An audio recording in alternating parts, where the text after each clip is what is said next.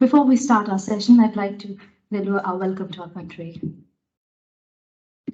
Charles Darwin University acknowledges the traditional custodians of the land on which we are meeting and pays respects to elders both past and present, and extends that respect to all the Aboriginal and Torres Strait Islander people. So today's agenda for our session is going to be about the challenges and competitions which are going to be held on the event day, which is on 5th to 8th of December, which is for 4 days. And we also have speakers today who are going to host these competitions and challenges for us.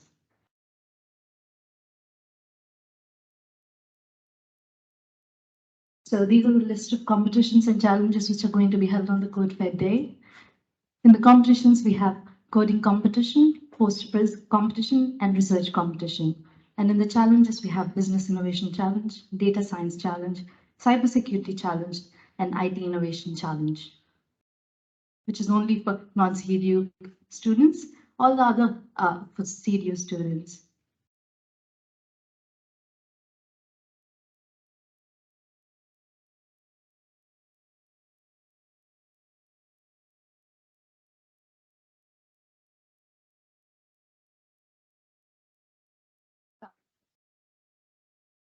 Teams online, they don't see the refresh screen, that's why. You'll have to change it. Yeah. Share again. Yeah, this one. I hope everyone online can see the screen now. No? All good? All right, thank you. Yes.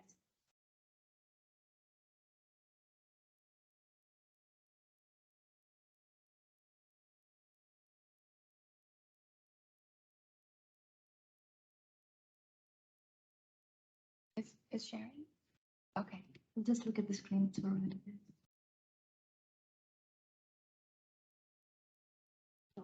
Yeah, if you put them back.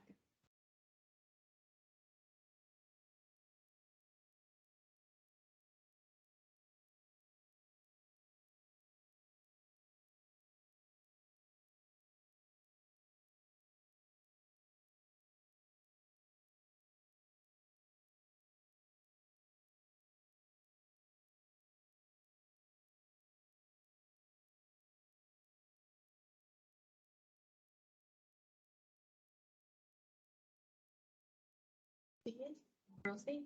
Now? Yeah. Yeah.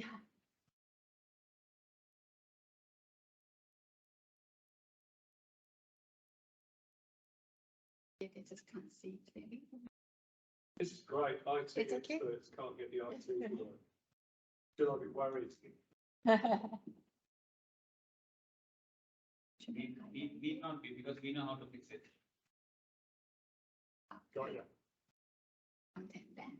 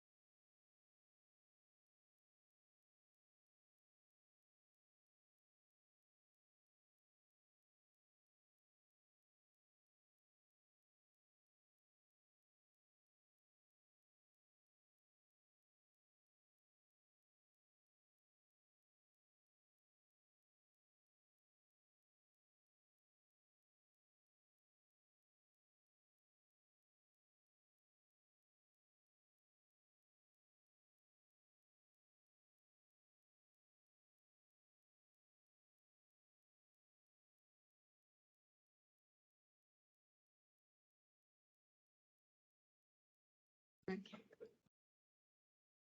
All right, let's start where we paused it.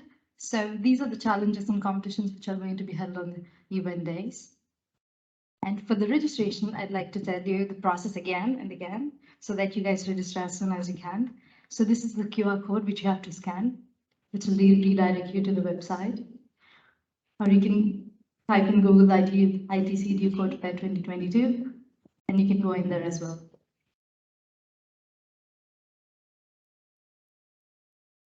So after you go there, in the home page, you can see that you can register to the event. After clicking the registration button, you can see the pop-up of expression of interest, where if you're a new user, you have to sign up. After which you can sign in. During the sign up process, this is the registration process, which is seen in the second screenshot. After signing up, you'll get a confirmation email where you have to validate your email. After which you can see your dashboard like this, where you can register for all the events that's in there.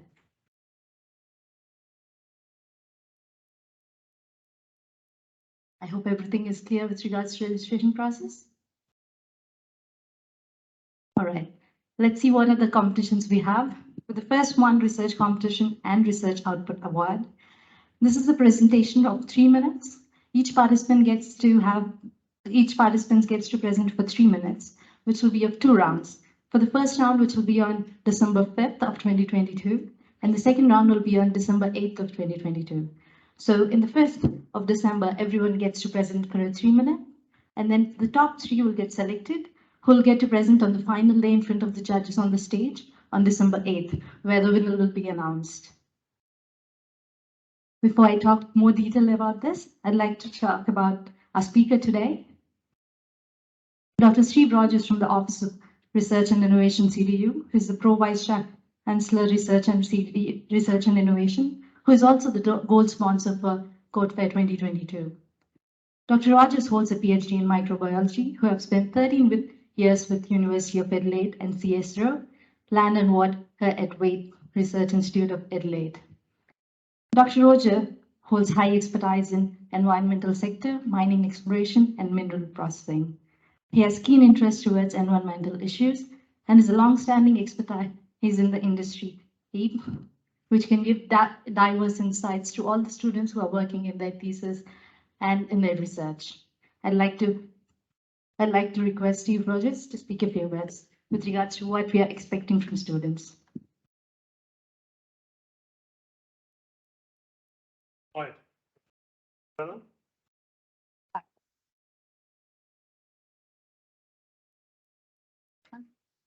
That one? Yeah, can you all hear me? Can you hear me online? Excellent. All right, well, look, it's great to be with you all today, and I'm, really happy to be the gold sponsor of the IT CodeFair. I've only been at CDU, it'd be 3 years next January, but when I think the first year I was here, someone told me about the CodeFair. I thought, well, that sounds interesting. I'm going to go along to that. So I went along in 2020, was it? Did we do it in 2020? We did, 2020, didn't we? Yeah. yes. And I thought it was fantastic, but no one talked about research. Right, okay, well, we need to do something about that. So, as the great introduction, I'm the Pro Vice Chancellor Research and Innovation at the university. What does that mean? Well, my role is I'm a member of the senior leadership team with the Vice Chancellor, and my role is to basically lead all research right across the university, okay, whether it's IT research, engineering, environment, medical, health, First Nations, culture, etc. Okay, and my job is to create the conditions and opportunity to allow our academics and our students to excel. That's my job, basically. It's to facilitate and to work with and to assist all of the researchers across the university to excel, to perform, to secure funding, okay? Because if you don't get money, you can't do research, pretty difficult, okay? So I just want to say a couple of things about research at the university before I talk about what we're looking for in terms of the 3-minute thesis.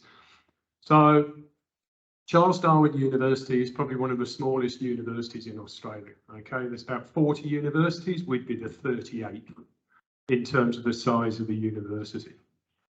But in terms of research, we're about 19th or 20th in Australia in terms of our research funding, our research outputs and our research impact, all right? So what that says is that Charles Darwin University massively punches above its weight when it comes to research, okay?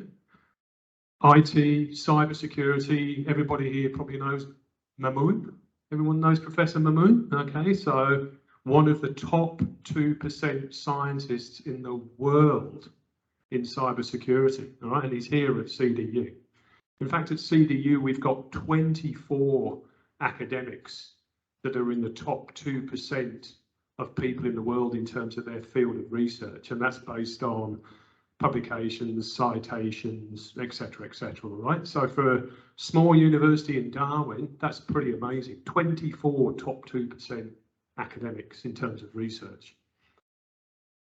So research is something that we are very proud of, we take really, really seriously, okay? And you heard a bit about my background. My background is not in universities, okay? This is the first job I've ever had in a university. My background is very much in industry and applied research.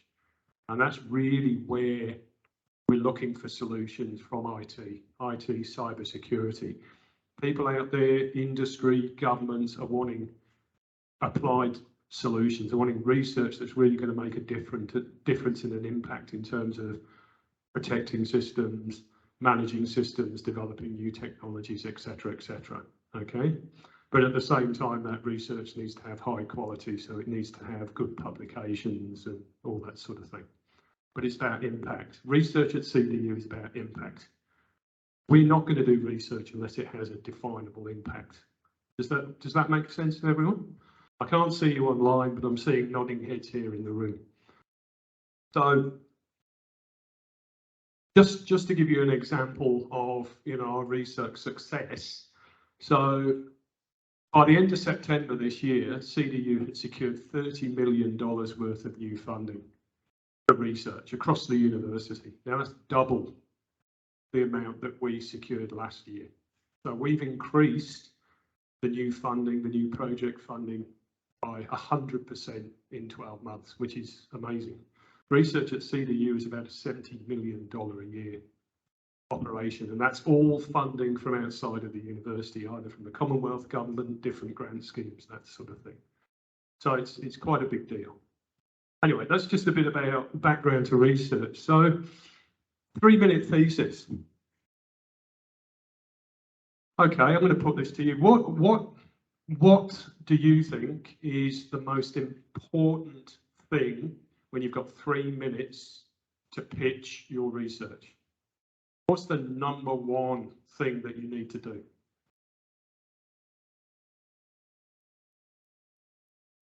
Sorry? Speak. Yeah, well, yeah, you need to speak. If you don't speak for 3 minutes, no one's going to know what you're doing, are they? What else? Yeah. Make it simple. That's a really good one. I didn't have that on my list. Well done. You've got to make it simple because there will be many people in the audience who are not subject matter experts in your field of research. Okay? I can stand up here at the moment and talk about my research, and I can talk about cytochrome P450 and gold uptake into prokaryotic bacteria in goldfields. Do you know what I'm talking about? Of course you don't, because I'm using a lot of very, sort of subject specific. So keep it simple, all right? Imagine you were talking to somebody who's 14 or 15-year-old, all right? Like a year 9 or 10 student from a school. Okay, that's a really, really important trick. And that's a really important trick if you're going to go into research or even into industry. It's called the 30-second elevator pitch. You should be able to explain to somebody what you're doing who's got no idea about the work that you do or is not a subject matter expert in the work that you do. You should be able to talk to them for 30 seconds and they should be able to understand what you do. Okay, so brilliant. So imagine when you're up there on the stage, there's all these professors and academics and all that sort of thing, that you're actually talking to a 14-year-old kid. Okay? The next thing is, if you don't capture your audience in the first 15 or 20 seconds, you've lost them. Okay, so you really need to, even if you've got a really, you know, interesting graphic, if they're going to use PowerPoint or something like that, but you've got to capture people's attention. All right, so my research project is going to be looking at everyone in the audience has fallen asleep. All right, so, you know, the approach there would be, I don't know, something off the top of my head. Cybersecurity costs the Australian industry $400 billion a year. Okay, people go, whoa, wow, okay, that's serious stuff. Okay, start your pitch with that. You're immediately going to grab people's attention. All right. The other one is, well, why do you need to do research? Okay, cybersecurity is $400 billion a year, but why do you need to do research? All right. What is the research question?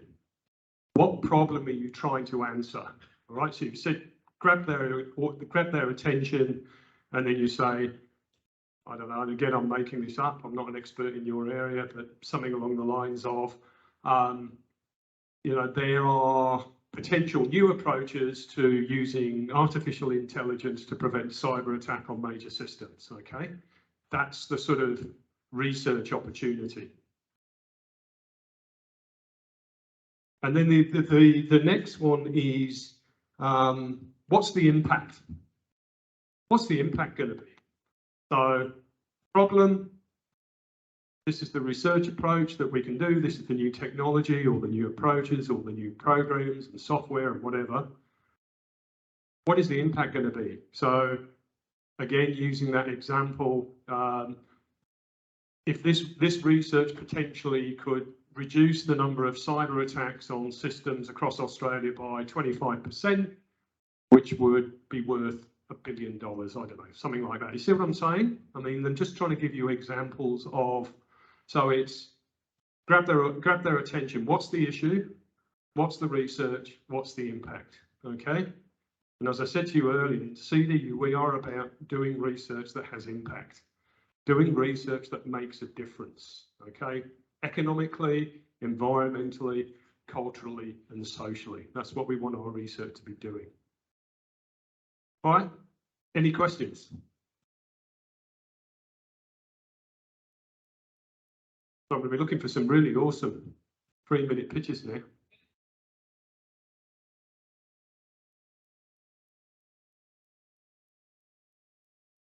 Departments in the university. Yeah.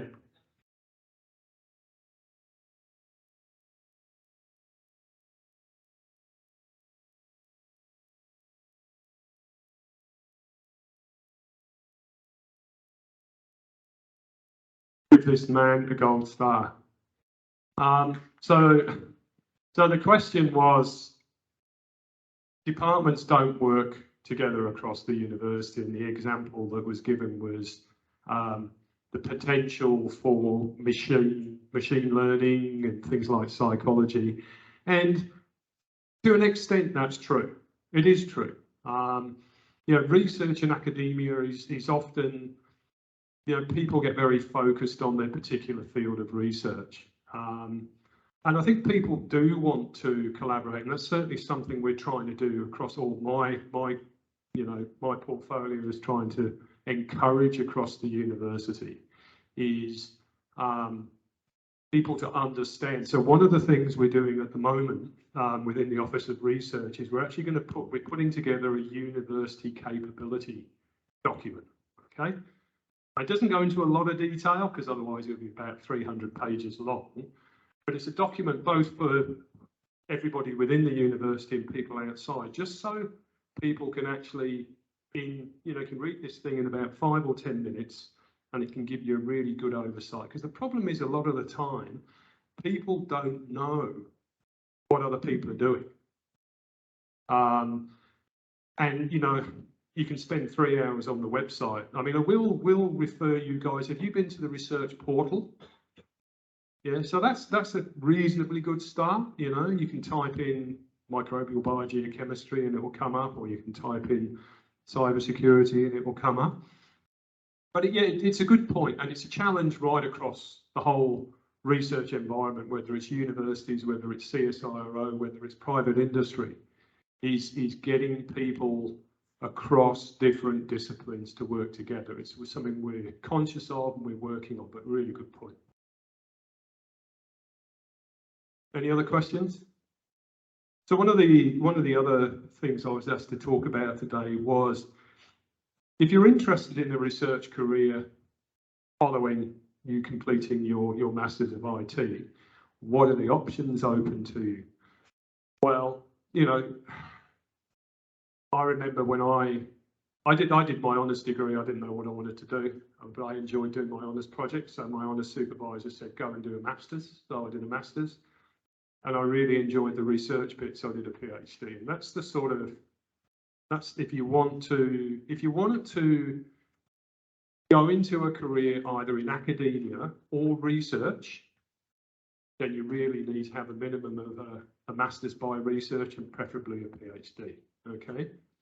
But what I will say to you is there are many, many other careers in research outside of universities. In fact, a lot of countries, I mean, Australia is slightly different, but certainly in a lot of the Northern Hemisphere countries, there is more research done by private industry than there is done by the university sector, especially in North America and Europe, okay? There are career opportunities with Commonwealth government agencies like CSIRO, Bureau of Meteorology. Bureau of Meteorology employs significant numbers of programmers, AI experts, cybersecurity experts. I mean, they've got the biggest supercomputer in Australia to try and, you know, model weather systems and predict weather. So the pathway here now at CDU, currently we've got about 300 high degree by research students at CDU, of which about 240 would be PhDs and the rest would be Masters by research. So Masters by research is a 2-year study. PhD is 3 years, but normally takes about 3.5 years, okay? CDU does provide some scholarships, some limited number of scholarships. We're actually not providing any scholarships in 2023 because we've already allocated all those scholarships, okay? But in 2024, there will be scholarships available. Normally there's sort of between 20 and 30 scholarships available a year. But then there's also opportunities. I mean, there are a number of people here doing PhDs where their scholarship and their funding is provided by external grants that academics have gone and got funding, and part of the project is to fund, you know, a couple of PhD students. So that's the sort of pathway. But also, you know, it's not just CDU. I mean, there's 40 other universities in Australia, and there's about 3,000 universities across the world. I think one of the things you need to think about in terms of your future career is to, and I shouldn't be saying this because I'm the CDU Pro Vice Chancellor Research and Innovation, but I'm going to say it anyway. The best bit of advice I ever got when I was studying was, don't do your Masters where you do your honours degree, and don't do your PhD where you do your Masters. And that's probably the best bit of advice I ever had, simply because even if you're working in the same field of research, you go to a different group, a different research group, a different university, they will do things differently. You will learn new things, even if you're still in the same broad field of research. Okay, but we would like you to stay at CDU. But, you know, think about your own careers and your lives. Okay, I think that's me. I'm being told to shut up now. I always talk for too long. I love the sound of my own voice. Is that cool? Is that covered everything? Yeah. All right. We've got questions from online. Yeah, fire away. Thanks, Steve, for your information. So we have one question online from Saura.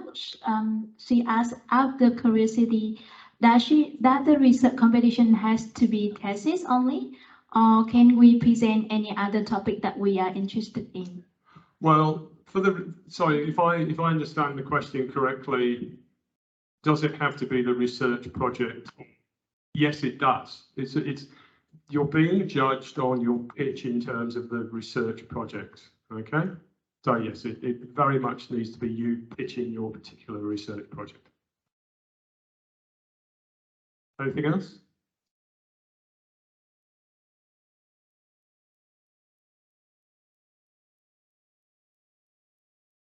Okay, well, sort of just going back to what I said earlier. So what's the issue? You know, cybersecurity costs 40 billion, 400, whatever. What's the issue? What research are you proposing to address that issue? So, you know, there's new artificial intelligence approaches to preventing cyber attack. What is the impact going to be? What difference is your research going to make? So in terms of impact, this is going to reduce the number of cyber attacks by 20%, or, you know, reduce the success of cyber attacks. But you've got to be able to justify that. You know, don't just pull these figures out of the air. So what's the issue? What research are you going to undertake to address the issue? What's the impact and outcome? All right, they're the key things that I will be looking for, and I'm pretty sure the other judges will. Okay, that's pretty much all you're going to be able to do in 3 minutes. Okay, all good? Oh, one more question. Oh, you've got something. Sammy wants to say something. Carry on. No. No, I mean, you could be impact 10 years down the track. And very rarely does research deliver an immediate impact. I mean, there's when we talk about research, we talk about a pathway to impact. So you might do a great piece of research, but you know, the industry that you're working with or whatever looks at that research and said, yeah, that's great technically, but we can't afford to implement it. All right. So you do research, and then you've got to get that research adopted by the end user, and the end user then needs to implement. So quite often, so this is how we talk about research impact.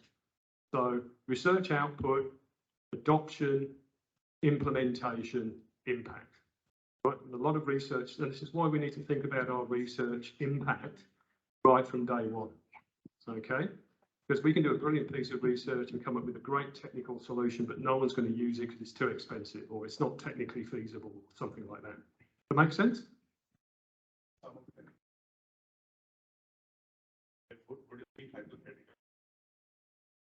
No, I think as long, you know, you need to think about what is that pathway to impact. So it is going to be hypothetical, but it does have to be based on some sort of, you know, reasonable justification.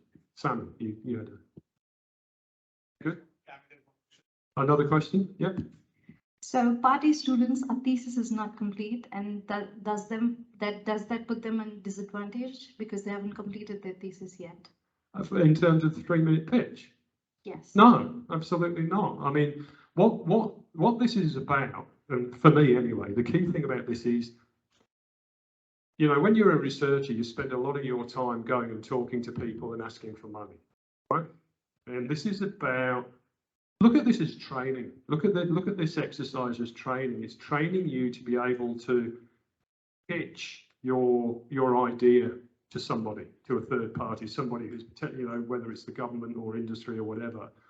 So absolutely not. It's about the pitch, okay? It's about selling your idea to whoever, you know, whoever you're trying to sell that idea to. Is that good? All right. The last bit, the research output error. We get to Sorry, say that again. the second part. Yeah. So I was like to So in terms of research outputs, yeah, we're gonna judge those outputs. That's, well, you tell me. You're running this, you know. I'm just here to, you know, yeah. put some money in. No, absolutely, yeah. Cool. All right. Well, look, great to be here today. Great to meet everybody. I've got to run off. I've got another meeting to go to, but yeah, I'm presuming this is locked in my calendar for the 5th of December. If I don't see you before, I'll see you all then. Thank you.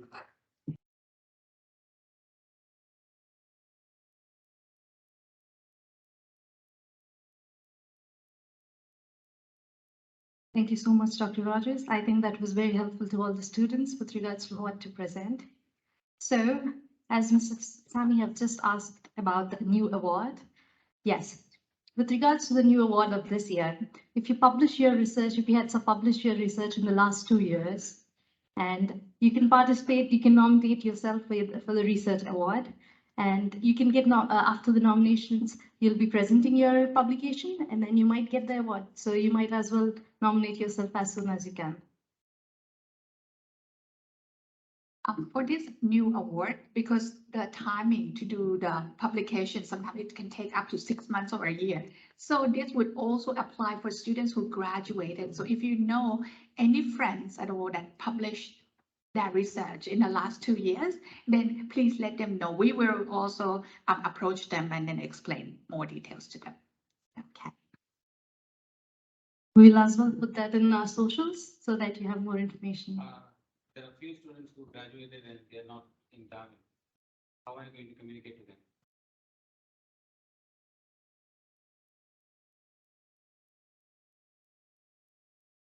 We'll be putting them all in all our socials. So if they're following us, they'll definitely have the opportunity. An equal opportunity for everyone who published in the past 2 years. Yeah. So Will there be any Q&A sessions after this? For the research competition? For the research competition Yes. itself? Yes, this is a Q&A for that. No, after the presentation, like when Oh, you mean the questions for your research?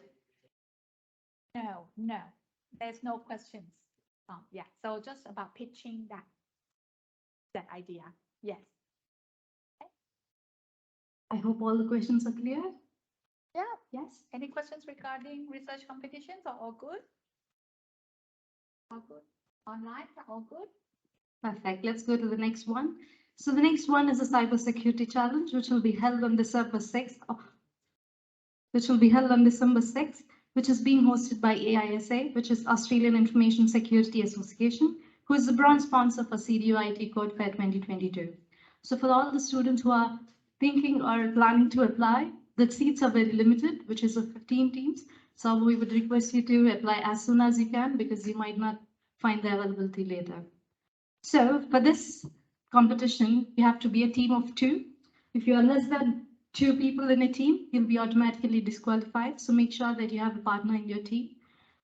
And I'd like to call Dr. Barninathan to tell more detail in this. Before that, I'd like to introduce him. Dr. Barninathan.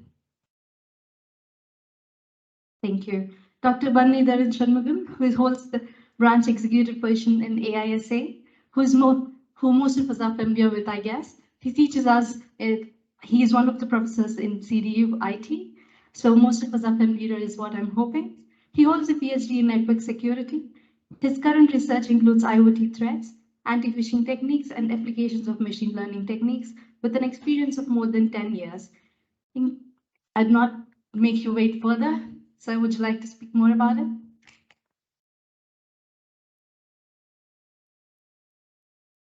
thank you all. As you all know, I'm here wearing my ISA branch chair hat. I'm not here as a CDU lecturer. So you can just throw me any questions if you want related to ISA. So before starting my speech, I would like to acknowledge the traditional owners of this land on which we operate. I would like to pay the same respect to the elders past, present, and emerging. As you all know, Australian Information Security Association, it's the cybersecurity challenge. It originated in the year 2019. So because at that time cybersecurity was very small in the territory, being working in cybersecurity since my arrival in the territory, I have seen massive growth in this. So in order to encourage more students to participate and to have a bigger platform for them to get themselves exposed, ISA started sponsoring this cybersecurity challenge. And we started with a small team of about 7 or 8 teams, and now we are growing to up to 15 teams. There is a reason why we are restricting to 15 teams, because this particular challenge will be running online. So all the resources is supported by ITMS from CDU. So we try to restrict the number of students because the number of, I'm just getting into a bit technical, the number of packets or the number of tools which will be used by these students, it will be quite massive. And we need, and ITMS has invested for the massive infrastructure for this particular one. So on this occasion, I would like to thank Scott Bevan, who is the ITMS ITMS Assistant Director for Delivery, and also the Acting Chief Information Security Officer. So in terms of how you need to be prepared for this particular cybersecurity challenge, if you are already participated in last year, there will be some additional changes. We would like to have one easy machine, one harder machine, and there will be few more activities, and there will be some miscellaneous tasks for you to get completed. So if you're very strong in your hacking skills, to be very precise, so you should be able to come on top.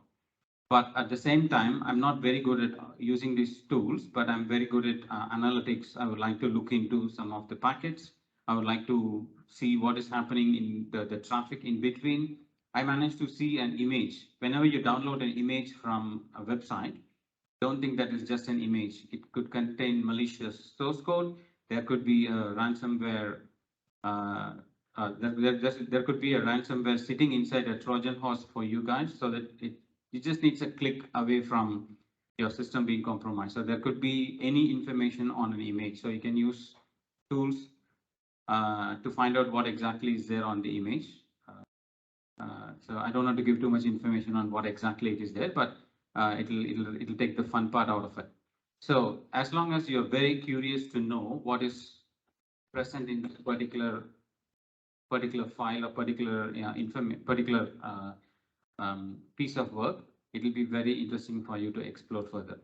So what are the tools you need to be well versed with? If you have taken part in the PRT 572 or PRT 574, we have discussed about a suite of tools. On top of that, you are permitted to use any tools you want. And it is an open exam. Sorry, it's not an exam. It's an open task. So you can browse online and you can just look for any whatever possible solutions it is there. But being said that, Irun, he's our ISA volunteer who spent almost like 70 to 80 hours in preparing this particular challenge. For every year, he spent about 60 to 70 hours, or even sometimes 80 hours for the whole preparation. And for this year, Carter from CyberCX is joining hands and supporting this particular challenge, because the CyberCX, the company, they are planning to have a strong foothold in the territory for the next few years. So they're planning to expand. It's mainly because the world cybersecurity industry, it is estimated to be $400 billion in 2030. And as of now, the market value of cybersecurity in Australia is about $20 to $30 billion. And the government is planning to invest $10 billion in the next few years, so that they could upskill all the digital skill sets for the cybersecurity experts. So it is anticipated the industry will grow up to $100 billion in the next few decades. So this is the right time for you to get your skill sets ready, and which will help you to set your career in a much more brighter way.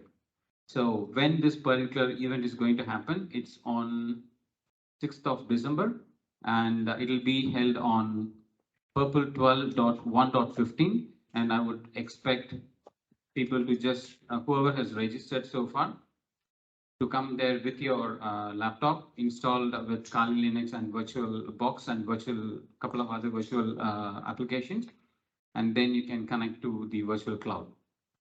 So the credentials will be given to you, to the team members, so that you can just test the credentials before coming to the class, before coming to the challenge. So once you are there at 12 o'clock, from 1 o'clock on, from 12:45, there will be a short briefing. And after the briefing is done, you can start the challenge, and the challenge will go on until 5 o'clock. There will be some hints, there will be some live scoreboard running, so that you can see what other teams are excelling and how many points you are leading. So it will be like a fun activity. So this is the fourth year we are having it, this particular challenge, and every year we have improved from the ISA perspective. And this is the second year we are conducting as a virtual. So if for external students, if you are any part of Australia or anywhere in the world, if you're traveling due to your work or any other personal travel, if you are very keen to participate, you can participate from anywhere in the world. So that's the facility CDU has provided in association with ISA. So long story short, is there any questions?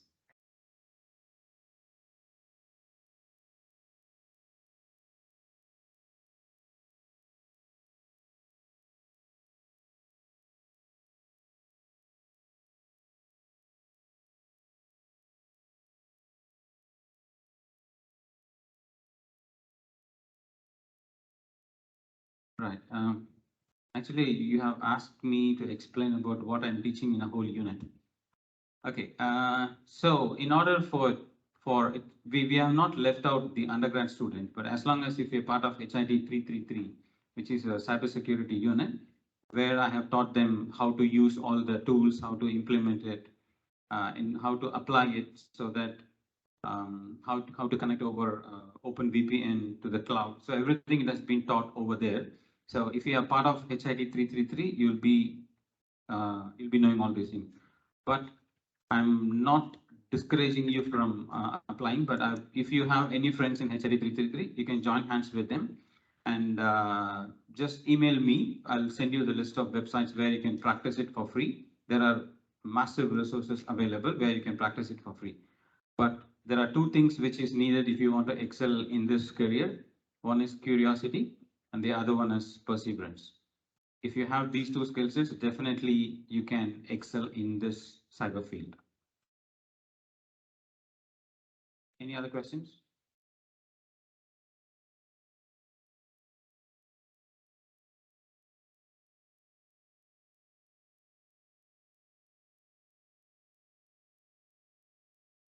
Oh, I forgot to mention one thing. This year we have created a CDU cybersecurity club. So with that particular club, there are probably there are 30-40 students who are mainly from Masters of Cybersecurity and Bachelor students. So they are providing few training sessions online. Probably you can just jump online to find more information about where the training is being provided, how it is being done. And I would like to thank CDU Cybersecurity office bearers for supporting this particular challenge for this year. Thank you. Thank you so much, Mr. Balmi. That was very informative to the students. That was very informative to the students is what I'm guessing. And all the questions on the online and offline are cleared, I hope.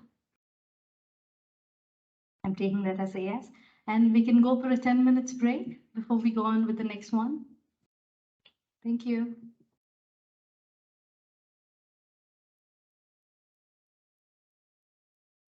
I would just like to add quickly that we only got 5 places left for cybersecurity challenge. We've got 10 teams already in place. So if you plan to do this, just hurry, enroll yourself.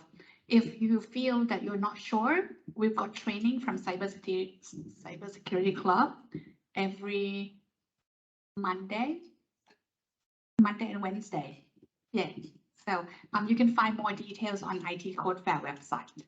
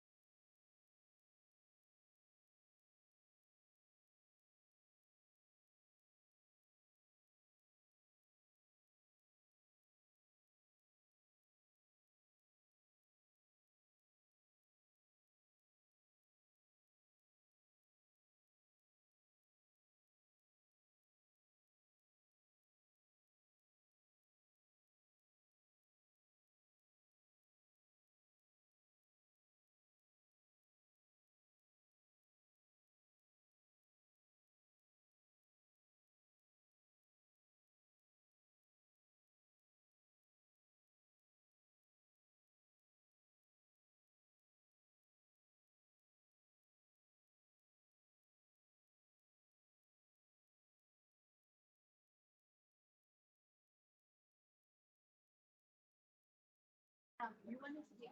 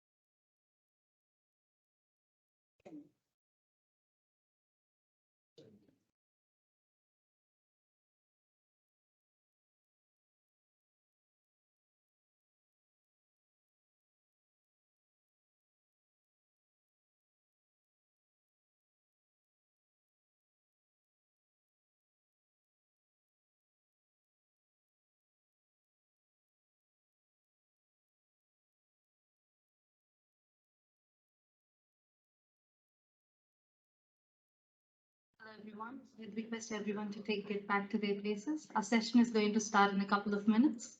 Thank you.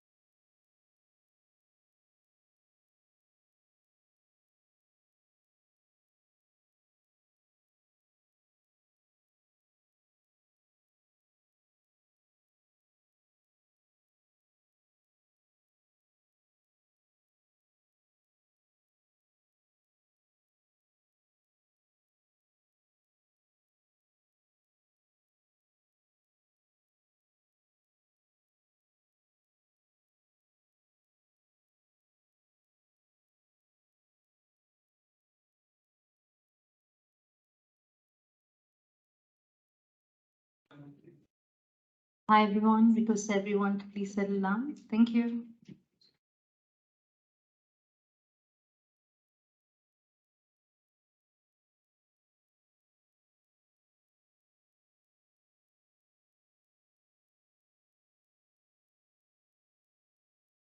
Before we go into our next challenge, there was a doubt asked by one of the students with regards to the last day for all the competitions and if there's any limited seats for any other competitions. So the last date till when we'll be taking applications would be 30th of November. Other than the cybersecurity challenge, there's no limit for any other challenges or competitions. I hope that's clear with everyone. Going with our next challenge, Business Innovation Challenge. This year's challenge focuses on the design of citizen-facing digital services, which is hosted by DCDD, Department of Corporate and Digital Development, who is the platinum sponsor for our event CodeFair CDU 2022, which will be held on 7th of December for this particular event. I'd like to introduce our next speaker, Yvonne Perrin, who is the Executive Director of DCDD, Department of Corporate and Digital Development, would also be acting as one of the judges for the Data Science Challenge. So I'd like to ask Mr. Perrin, would you mind coming forward and speaking more about it? Thank you.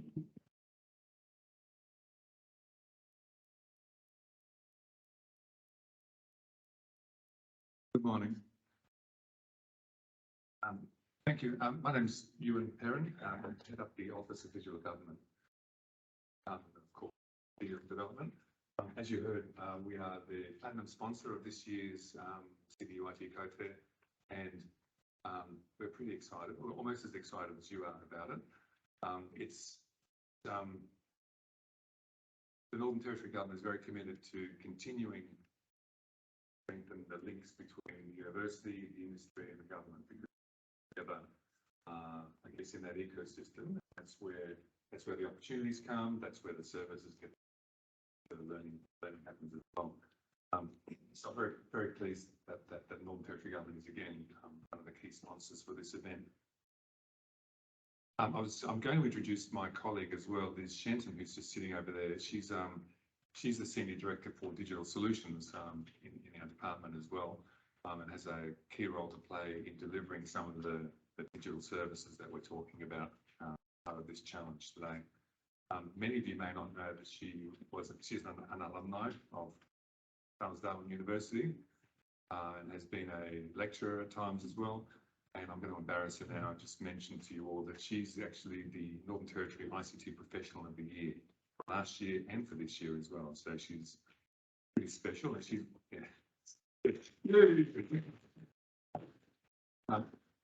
so she's one of the judges, and she's pretty tough. Okay, so just make sure that we keep the standards up. I'll just talk very briefly about the challenge and the way we've structured it this year, and I think then perhaps you can ask Liz or myself any sort of questions you might have. As you would be aware, post-pandemic, digital services increased in importance. A lot of our government services could not be delivered in any other way apart from digitally, because we were isolating, we were removed. And so even though it slowed down some of the work that we had to do because we were busy dealing with the actual the health implications of the pandemic, it's accelerated our thinking about what we need to do to deliver digital government services. So that's why we're focusing this year's Business Innovation Challenge around how do we design and deliver digital services that are going to meet the needs of our citizens now and into the future. As you will be aware, the Northern Territory is a unique place. We are the smallest government in Australia. We have a small population distributed over a very large area, 1.4 million square kilometres, and 250,000 people. Despite that, we still have to deliver all the services that any government has to deliver, whether it's in health, education, policing, public housing, motor vehicle registrations and licensing and so on. All those things that we have to deliver, the same as any other government with 10 times our resources. So we're always challenged because we have a small population over a large space, and we still have to do all the things the government must do. One of the other challenges about living in a territory, and this is something that my team in Office of Visual Government spends a lot of time on, is the poor remote telecommunications connectivity. In Darwin and to a lesser extent Alice Springs, we're very lucky because we've got NBN fibre pretty much to the premises wherever you are. We've got really good fibre connectivity here. You only got to drive an hour down the track, and you're out of range. You know, suddenly you've got none. And there are people, many thousands of people living in remote communities all over the territory who don't have connectivity, or they have to travel 50 kilometres just to find mobile tower or an access point. So we need to find ways to deliver digital services to those kinds of people as well, the people who don't have good connectivity, as well as the people who live in urban areas as well. So the challenge itself, what we're trying to do, I guess what we're looking at is how do we design our services with the citizen in mind? Governments have long been accused of designing services around workload of the public service, the bureaucrat regulations, and designing services around 5% of people who don't comply, rather than how do I get the most benefit to the most number of people who are out there in our community, and think about how they perceive the services. I'm sure many of you have gone to a government front counter somewhere and been very frustrated by how long it takes, or by the fact that they haven't got the right information, or you brought everything except one other piece of ID and you've got to go back and bring another piece of ID and all of that kind of thing. The way those services are designed around the process. What we want to do is make sure the services are designed around the people. Not the people doing the serving, the people being served, so citizens.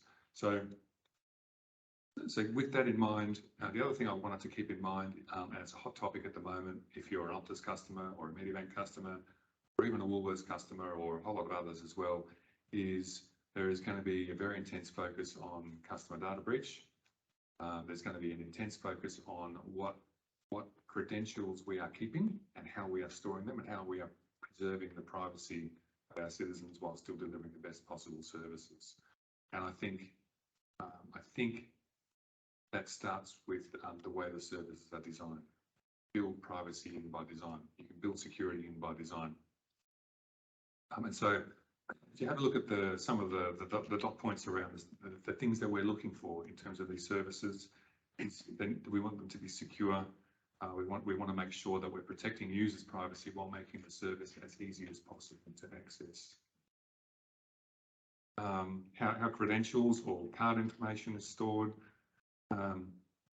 Again, getting back to usability, think about the user interface and think about it from the customer's perspective. How do we design a set of services that are easy to use, that actually attract people to our digital channel?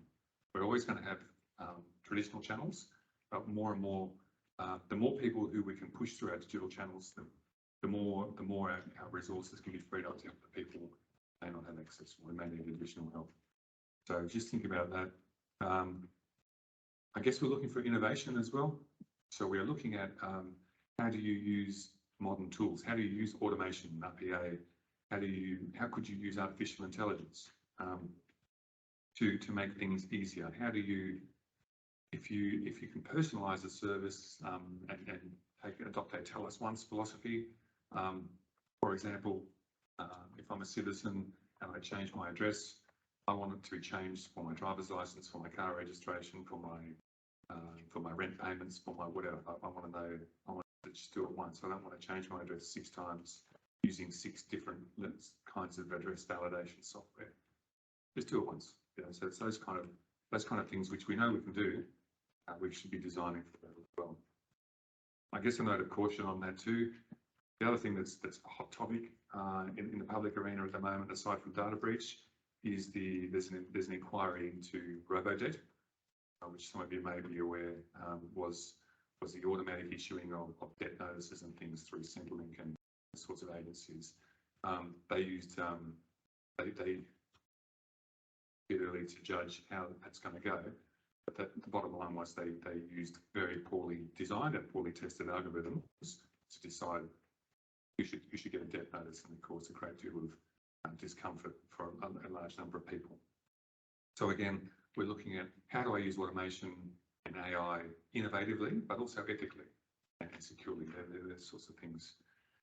I guess the idea of an innovation challenge is that we don't want to be too prescriptive.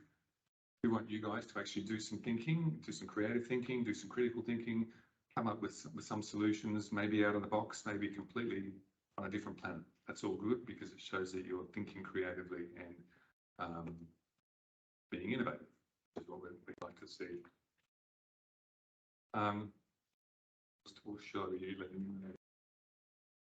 We've actually provided a list of some of the Northern Territory Government services and transactions that we are currently looking at or that we already have in place.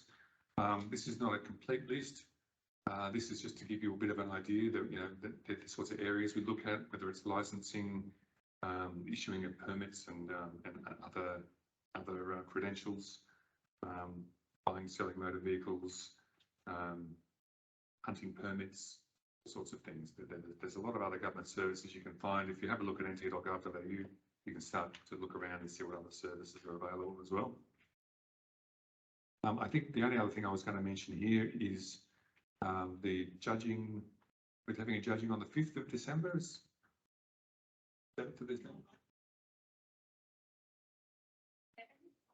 7th of December? Yes, Wednesday. Okay, Wednesday the 7th. So that's for judging. Yeah. Okay, so that's how long you've got to polish up your presentation and your approach and your design. So I'll be on the judging panel. Liz, as I mentioned, will be on the judging panel as well, and Donald Young, who's our Director of Digital Strategy in that department, is also going to be a judge. He's also a student of the CDU as well. So we all know how this works. We've all maybe not exactly been in your shoes, but we've all gone through the process, and we're better for it, I think, and you guys will be as well. The assessment criteria you've already seen and described there, that's what the judges will be looking for.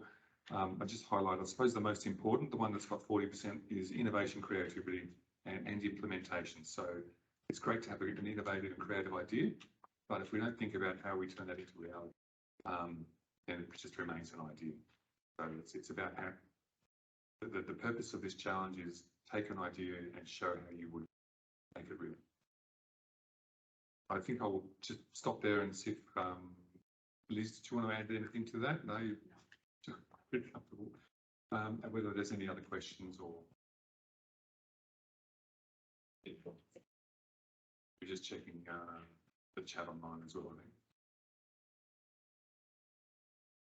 Yeah, sure. So the solution that we're using in the business innovation challenge, should it be like, integratable to the existing website of Antigo? Just for those of you who might not have heard, the question was, should the solution be integrated into the existing services?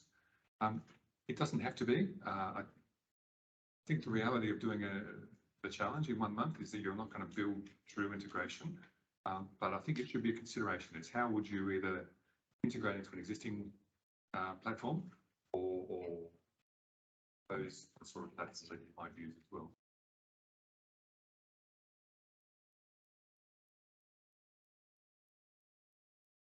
We've got some questions online from Carolina. So she asked, do we need to pitch or present a final product, or can we just show a prototype? I think it would be best kind of doing both of those things. If you have a prototype, that's great, but I think it doesn't need to be a full-blown pitch. We're not a Shark Tank, but not this time anyway. But I guess you still need to be able to present the prototype and explain it. So there will be some presentation needed. Any more questions from the online or offline? No questions from the back there?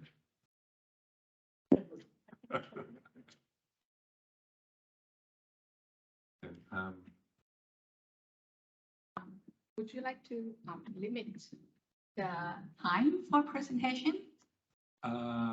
Yes. Do you have a sense of how many entries we're likely to see? Normally, I think last year we've got around 15.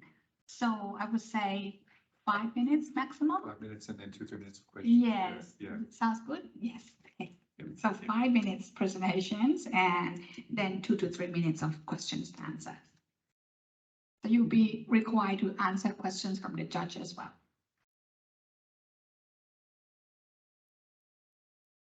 Hope that cleared up everyone's questions. Sounds like it.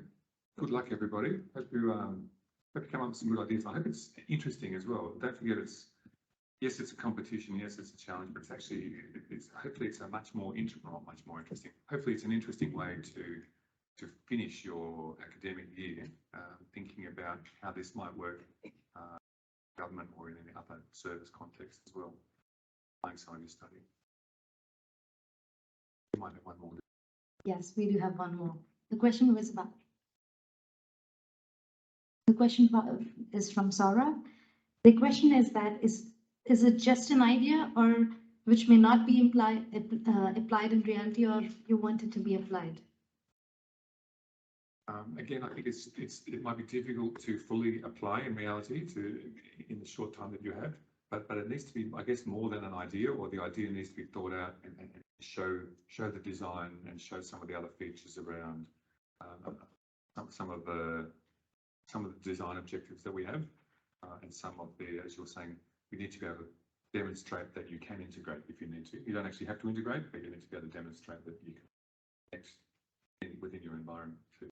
I hope that makes sense.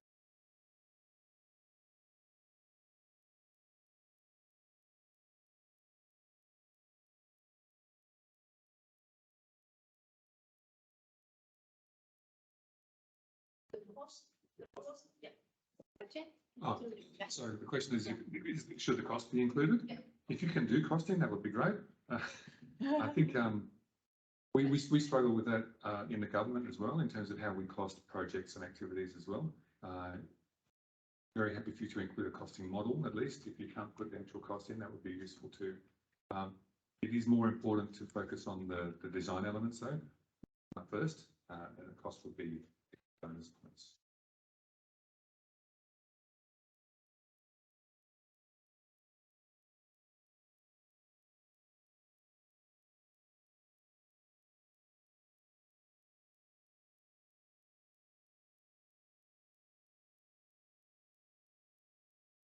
So one more question about whether it has to be about from their research project, or it can just be an idea they can pitch in, or they have to have a thesis.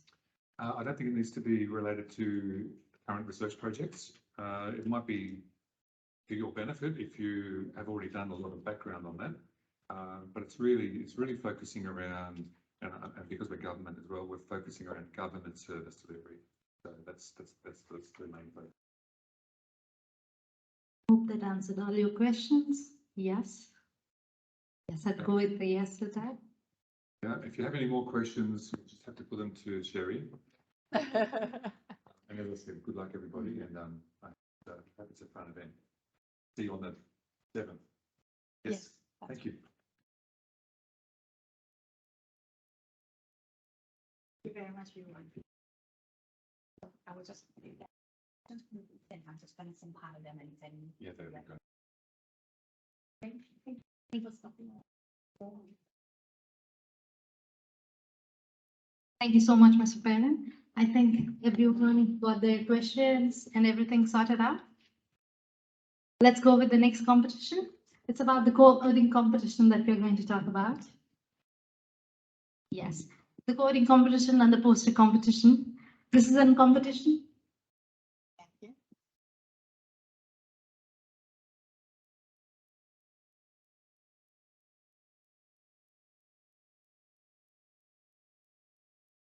Yes.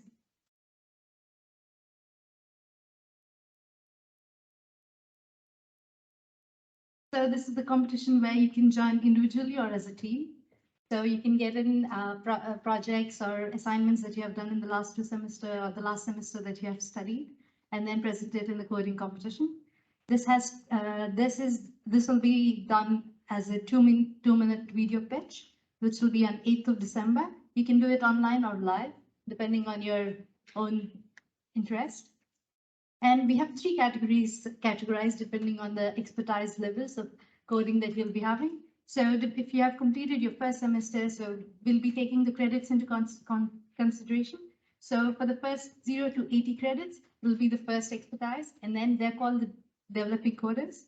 And then 81 to 120 credits, which are the capable coders. And then above the 120, whoever have completed their master's or bachelor, as they'll have 120 above, who are proficient coders. So the awards will be, the winners will be different and the runners will be different for each expertise. So you have to prepare according to that. And for this competition, we have in total of 10 awards, which is pretty exciting.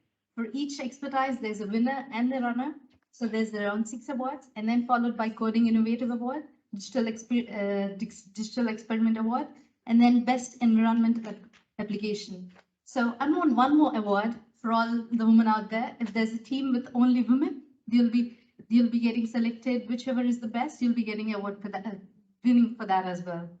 And when it comes to the poster competition, for the poster competition, you have to submit a A1 size poster, which should be, as you all know, the last date would be the 30th of November. So if you can submit us before that, we'll print it out and put it out there. And your poster have to speak for itself. You'll not be presenting your posters. So whoever is introvert, this would be for you, I guess. You can put up your poster out there, and the judges will only be looking at the poster, and they'll be judging you. And then depending on that, the winner will be announced on the event day. So make sure that you put out the poster before 30th of November, so that it'll be out there printed. And that is all we have. For online people who have missed earlier paper which we have given to the offline people with regards to the competition. Please check through our website where every competition is briefly explained and each teams and every rule is explained so that you have more in detail information about it. And for more information, please do follow us on our socials. Scan through them and you can directly go to the socials. If you're anyone out there who want to scan up there, you can scan it.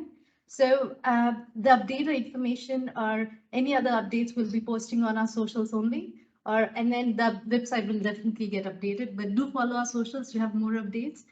And with regards to the earlier discussed about the research award, which is about if you have what is that? Okay. If your publication is published in the last 2 years, will be we'll be putting up in our socials as well more information about it. So go through our socials. And this is our team, the ambassadors for marketing and PR.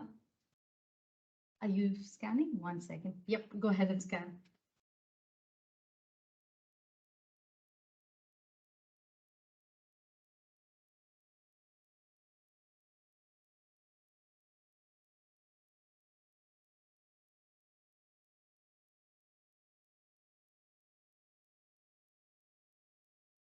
So these are our ambassadors.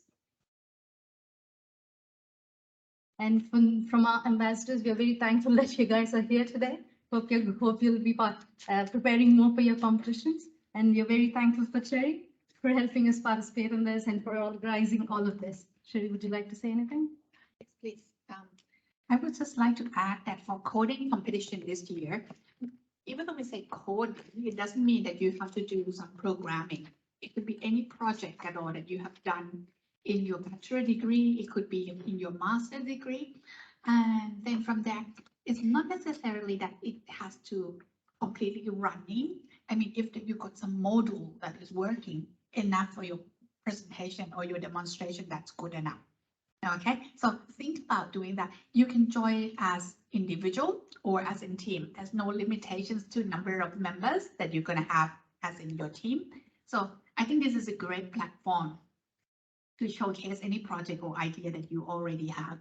And I already see some students here that are doing master thesis. So you would already have some poster. So put that poster in. Yeah, so you can just maybe adapt it from what you have done in your part A thesis, and then in your part B thesis, then put those both poster and both research competition. Okay, now that is a few things that I would like to remind you that is we've got a few challenges and competitions. So I understand that there's an urge like, oh, I want to join everything. Now, be very careful because of your capability and limitation of time. You might want to focus on something that you are most interested in. Rather, you do data science and cybersecurity because on the actual week, everything will be on the same week. Like Monday, we're going to be having the employer networking preparation workshop. So that's in the morning. In the afternoon, we got research competition. So if you join that, then and you also join data science challenge. That means the next morning you already have to present your data science challenge. And then afternoon we got cybersecurity challenge. So you can't like, swap yourself and then do so many roles at the same time. So you would have higher chance to win if you maybe focus on one challenge and then one competition. I mean, in my opinion, but for poster, it's something that you don't have to put too much effort. So as a trick, you just put in your poster anyway. And then you do research competition, which would be on the day. Okay, sounds good? Yes, yes.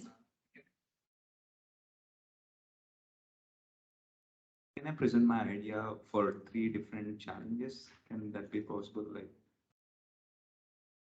you mean like same idea for all the 3 challenges? If it's relevant, yes. Yes, if the idea is relevant to them, but I would say that cybersecurity challenge is more about the penetration. From what I know, is like you are going to be penetrating in the games and then actually attack and then take the flag and then the more flag you have, then you win. Okay, so for data science challenge, they already have the quest that you will be doing. At 3 today, it will be online only. So Yakub and I think Gazelle's going to be talking about that. The theme for this year is about, I think we are analyzing the complexity of the law, domestic violence law. Okay, so when we're looking at complexity in this sense, maybe you might use some algorithm to analyze the number of words in that legal document. You might be looking at the number of times the law has been revised so that we could see the complexity. So really depends, I think, on your own way, creativity to make it happen. And business innovation challenge is just security by design, really. Okay, so as long as you can relate, tweak them, I think doesn't hurt to present your project in all the challenge. Or if you got the you put in as business innovation challenge and you develop something, you can maybe put it as coding competition. Why not? Yeah. What are the criteria that we're going to be judged on? Should we focus on while presenting? Okay. If you would maybe post on the website, I remember it's really from the top of my head, I think is workability. Is the system working well? Is there any bug? Like let's say during the time when you're showing the judge that you're running and then there's a boom error. That's a problem. That might reduce your mark for workability. I think they have got the mark for also yes, in coding competition, and then go lower further. Sustainability and maintainability. So it is we looking at your structures. Is there the chance that in the future I can extend it to something bigger? Let's say now it's accommodate maybe 20 people, but would that be workable for 100 people, for example? I'm looking at usability. Is it easy to use?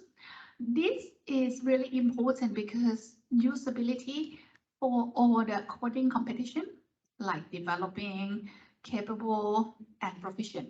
We are going to weight all of the competitor together. And then the one that has the easiest users, I mean, interface to use, the most friendliest one, you get user experience award. So you might not win developing coder, but you could have a chance to win that user experience award. And the next one is the same way as well, innovation. Although innovation is only 10% here and 15% there for usability. You had a chance to win Coding Innovation Award, which Coding Innovation Award is like the big thing for the coding competition. So you can win the trophy along with the prizes as well. Okay, now I think we haven't mentioned that the winner of each competition and challenge is going to go to NT Digital Excellence Award next year.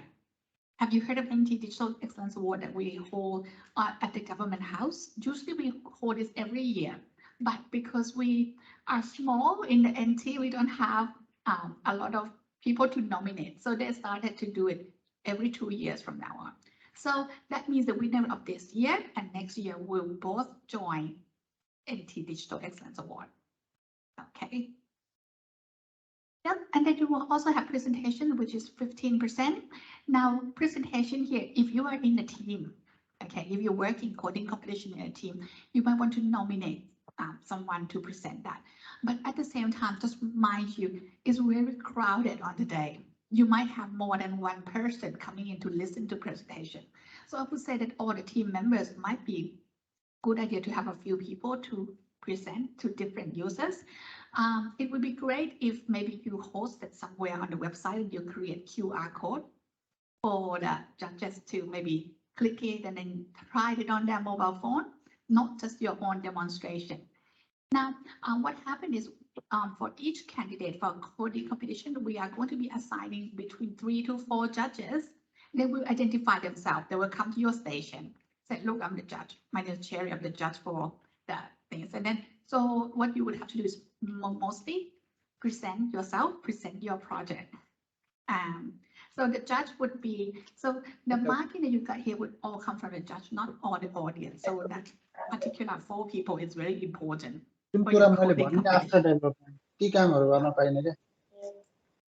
development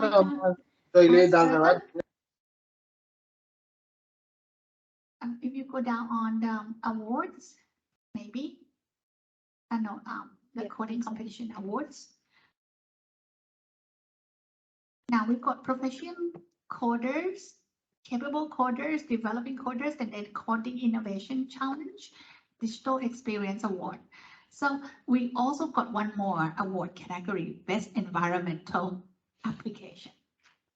I don't know if you have developing something about environment. I think the winner last year was about tracking turtles, tracking sea turtles movement. Yeah, so that was, I mean, for this, it does not always, let's say, if you are the only one application that do environment, that means you're the only one entrance. So that means you're winning. Okay, so join, so don't be afraid of joining, because I've got some students sending me some emails saying, look, I'm not confident. I don't know, like my app looks stupid. And I say, there's no stupid app. I mean, it depends on what the users want, isn't it? So you don't have anything to lose. Just try it. This is going to, I mean, I cannot guarantee that you're going to win, but I can guarantee you're going to learn a lot, like experience and enjoyable. And most of all, you will get to network with the companies. Okay, that's what you will be getting. Now, anyone plan to do poster competition? Yes, for poster competition, what we would do is print that A1 size. What I would like you to do is not just, maybe if you've got some time left, don't just submit what you sent to Friso. Just maybe make some changes, have a look and see what you could do, make it more attractive. Because what happened is the people who come, they might not have any IT background at all. They might not have engineering background. Something that is simple, like what you're doing, what is the problem, what is your solution, how is that important, what is the impact? Okay, so that's what we would like. Imagine that the people who come are investors, they got money in their pocket. Okay, so what you want to do is to pitch your project so that they're gonna invest on your app, in your system. So I would like you to make it like that, as simple as possible. Okay. Anything else regarding the poster or coding competition? Yes. I'm doing a thesis of it's a case study of my website I made by myself. So if I want to join the research competition and coding competition, I need to prepare 2 presentations. So the content will be very similar, isn't it okay? Yes. Yes, definitely it would be okay, because the judge would be different set. So for research competition, we will have the people from Steve's office. So they will be judging that. And for the coding competition, you will have a different set of judge. So it's totally okay if you made software during your master thesis. So it's a good platform to show that as well. Yeah, great. Looking forward to see that. Yeah. Yes. And especially for this year, what we would like is in that coding competition, we would like you to create a maximum of 2-minute video of your project. Why are we doing that? Because starting from this year, we want to put that video on the website so that when people would we got connection with industry, so they can come in and say, these are the sort of things our students do with your contact details. There might be, oh, look, I'm looking for someone to develop something for my company. And this is Victor. He did this project, e-commerce project. And so I want exactly something like this for my company. This is Victor. This is where his contact details. Then you get a job. Okay, so we would like you to do that. So every coding competition has to send in 2 minutes video. We're saying that. Now, what is to be included in the video? Again, the same with research competition. What is the problem? What is the background? Problem and opportunities. Okay, then what is it that you are doing that is answer or respond to that problem? Now, you might want to do a little bit of demonstration of your program or system. After you do that demonstrations, I would like to see, you might want to talk about special features, because those features are something that is different from existing apps, some existing applications on the market at the moment. And then you might want to talk about, so what's the way forward? Okay, if you did it in really technical way, it doesn't hurt for you to talk about the background. What platform did you use? What programming language did you use? And then talk a little bit about that as well. Okay, so in that 2 minutes, imagine it's a practice pitch because you can use the same script to present to the judge on the day too. Make sense? Don't make your pitch more than, I would say maximum 2 minutes because people got that first 30 seconds, like what Steve mentioned this morning. First 30 seconds is when you capture their attention and impression. The rest they started to wander off like, oh, I start to feel hungry, what I'm gonna have for lunch today. Yeah, things like that. So try to grab them within that time. Okay. Sorry, I'm talking more than any other speakers. I hope that was helpful to you and gave me more information. And there's no more question from online and offline as well.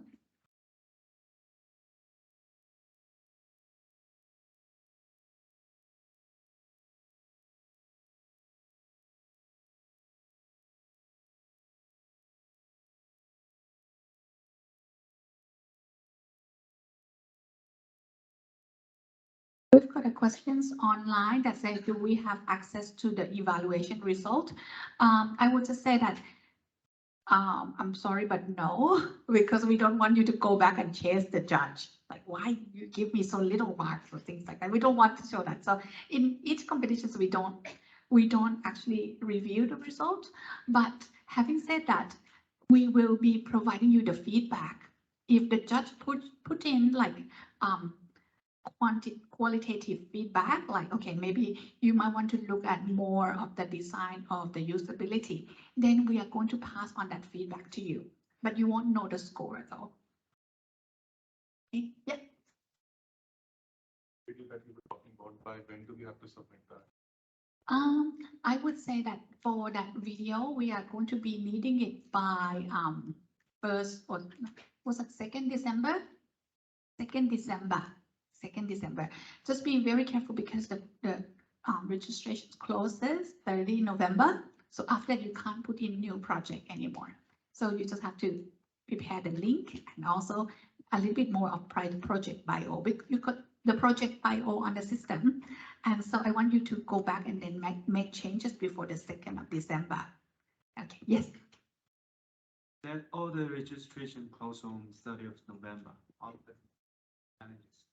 Yes, that's right. The registrations are closed on 30th November.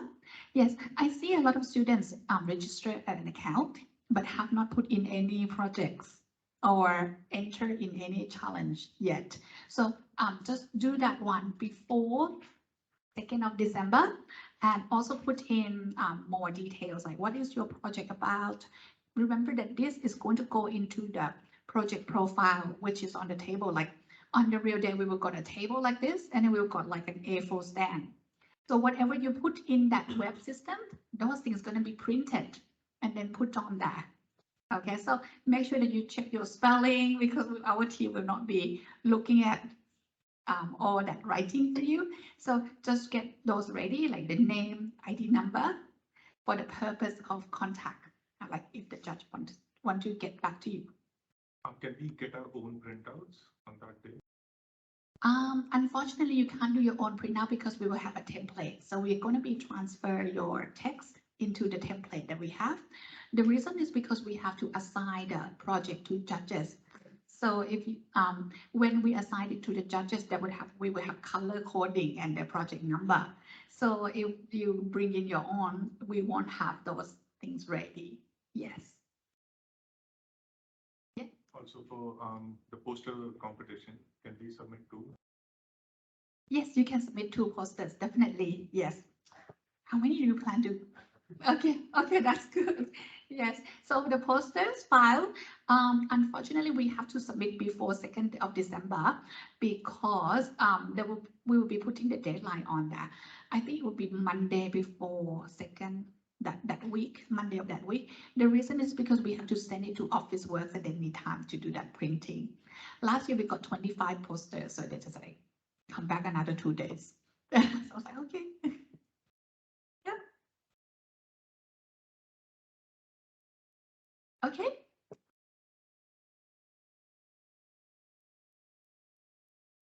There's a question from Sarah.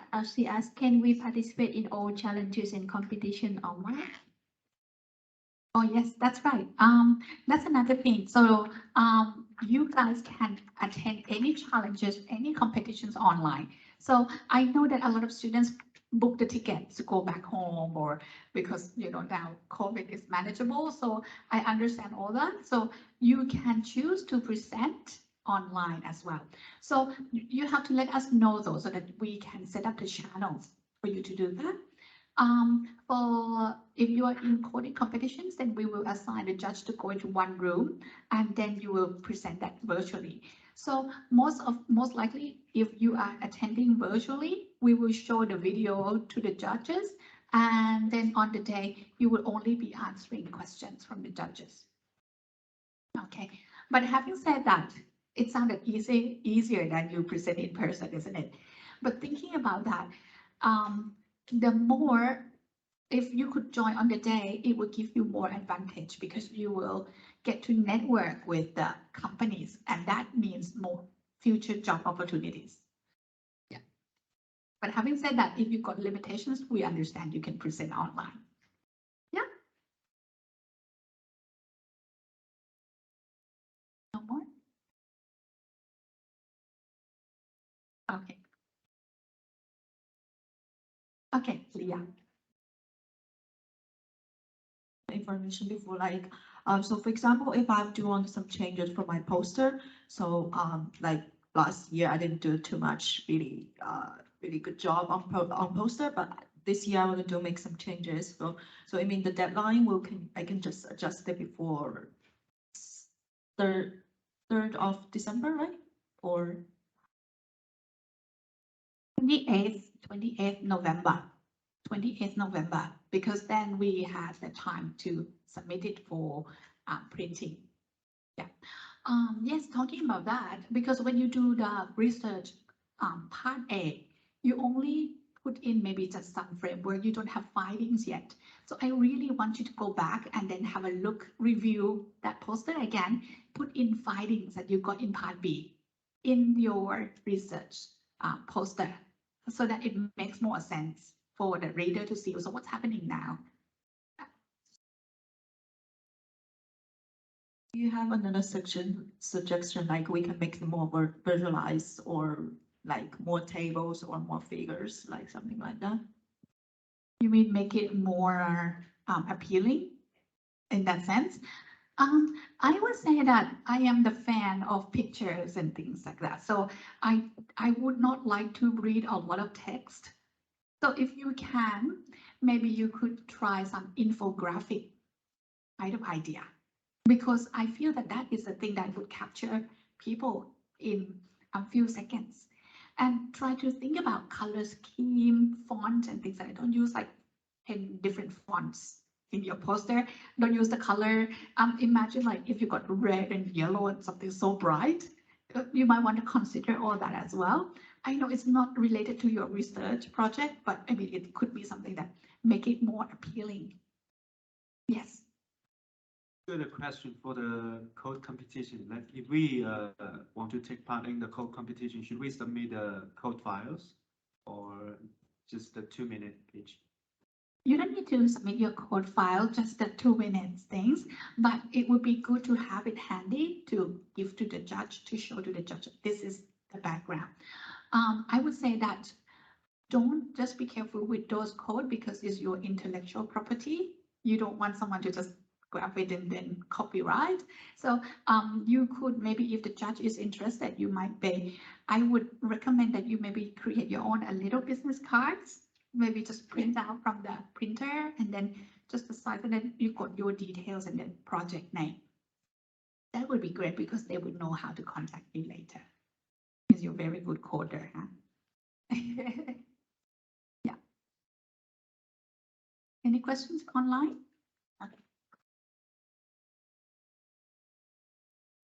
Don't worry that you can't think of questions at the moment. If later on you come up with something, oh no, I forgot to ask Cherry this morning. So you can always send us email at itcodefair@cdu.edu.au.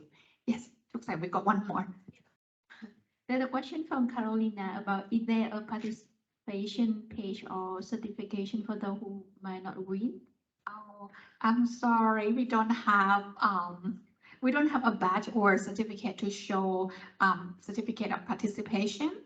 However, we have that. We are going to be printing that template for your project.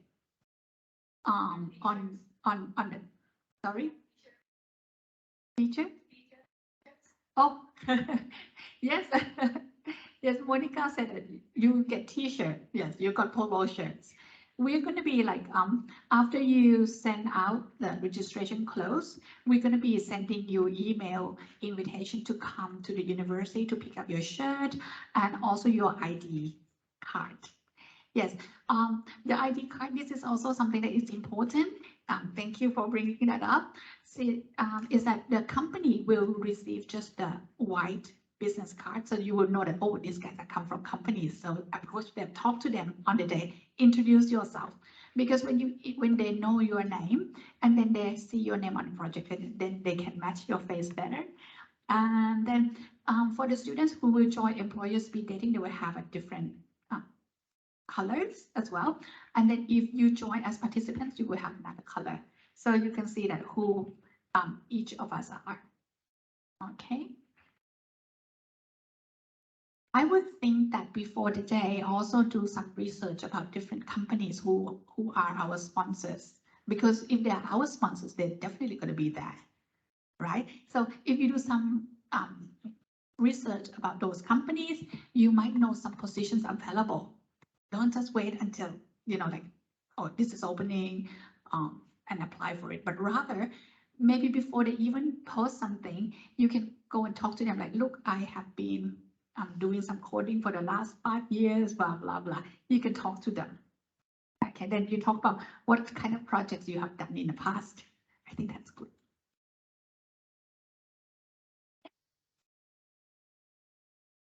Yeah, these are the companies who are our sponsors this year. And we will have one more, Darwin Innovation Hub.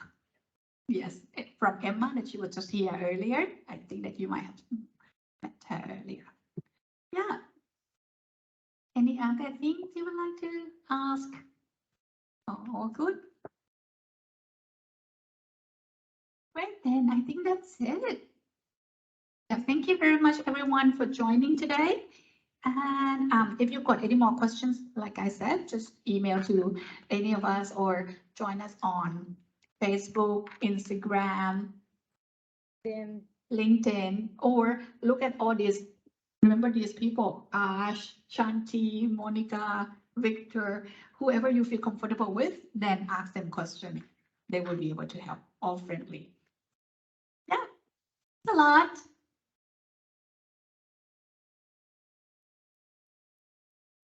There's still snacks out there and drinks. Go ahead and have snacks and drinks, and then you can network as much as you can, I guess.